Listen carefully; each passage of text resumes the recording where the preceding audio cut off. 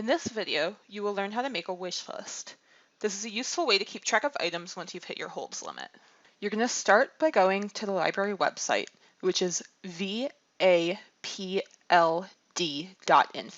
for Vernon Area Public Library District.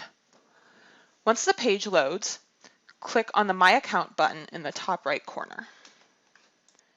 Enter the 14 digits of your library card number and your PIN. If you don't remember your PIN, it's probably the last 4 digits of your phone number. If that doesn't help, select the Forgot My PIN button. Hit Login, and you'll go right to the catalog. Once the page loads, start by clicking the My Lists button at the top of the page. You'll need to create a list before doing anything else, or items will automatically go into this temporary list section and will be deleted when you close the page. To create a list, hit the plus button in the Lists section. Give your list a name. I'll do My Books, and hit Create. Your list should appear over here. Now I can add things to my list by searching for them in the catalog. I'm going to search for the book Holes. I can then click on the title to pop up more information. To add the book to my list, I'll click Select an Action, and then Add to My Lists.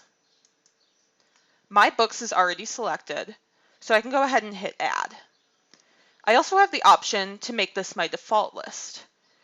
If I check this item, it will no longer ask me to confirm which list as it's doing right now.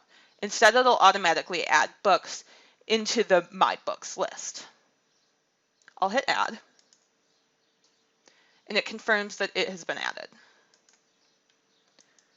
I can then go back to the My Lists page and click the My Books list.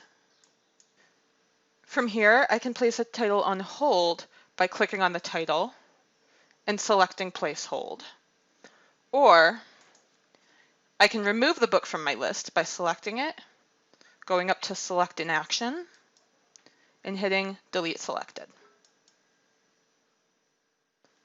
I'll confirm to delete, and that's all. Thanks for watching.